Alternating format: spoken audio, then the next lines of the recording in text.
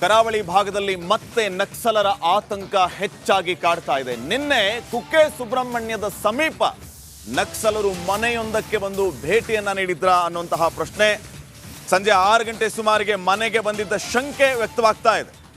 Mobile charge ಮಾಡಿಕೊಂಡು ಅಲ್ಲಿಂದ ಮೂವರು ತೆರಳಿದರ. ಬಂದಿದ್ದ ಮೂವರ ಬಳಿಯೂ ಶಸ್ತ್ರಾಸ್ತ್ರಗಳಿದ್ದ ಬಗ್ಗೆ ಮಾಹಿತಿ ಸಿಗ್ತಾ ಇದೆ. ಹಾಗಿದ್ದರೆ ಯಾರಿವರು? ಅರಣ್ಯದಂಚಿನ ಮನೆಯೊಂದಕ್ಕೆ ನಕ್ಸಲರು ಭೇಟಿ ನೀಡಿರುವಂತಹ ಶಂಕೆ ವ್ಯಕ್ತವಾಗ್ತಾ ಇದೆ. ಕುಕ್ಕೆ ಸುಬ್ರಹ್ಮಣ್ಯ ಸಮೀಪ ನಕ್ಸಲ್ ಚಲನವಲನ ಜೋರಾಗಿ ಸಾಗ್ತಾ ಇದೆಯಾ? ವಾರದ ಹಿಂದೆ ದಕ್ಷಿಣ ಕನ್ನಡ ಕೊಡಗು ಗಡಿ ಭಾಗದ ಕೂಜಿಮಲೆಯ ಎಸ್ಟೇಟ್ ಅಂಗಡಿಗೆ ಶಂಕಿತ ನಕ್ಸಲರು ಬಂದಿದ್ರು. ಕೂಜಿಮಲೆ ಮತ್ತು ಇವತ್ತು ಕಾಣಿಸಿದಂತಹ ಐನೇಕಿದು ನಡುವೆ ಸುಮಾರು 25 ಕಿಲೋಮೀಟರ್ನ ಅಂತರ ಇದೆ. ಇದೇ ಭಾಗದಲ್ಲಿ ನಕ್ಸಲ್ ನಿಗ್ರಹ ದಳ ನಿರಂತರ ಶೋಧ ಕಾರ್ಯ ನಡೆಸ್ತಾ ಇದ್ರು ಕೂಡ ANF ತಂಡಕ್ಕೆ ಕಾಣಿಸಿರಲಿಲ್ಲ. ನಕ್ಸಲರು ಭೇಟಿ ನೀಡಿದ ಪ್ರದೇಶ ಕುಮಾರ ಪರ್ವತ ಸಾಲಿನ ಪಾಟಿ ಕುಮೇರಿ ದಟ್ಟ ಕಾಡಿಗೆ ಹತ್ತಿರ ಇದೆ.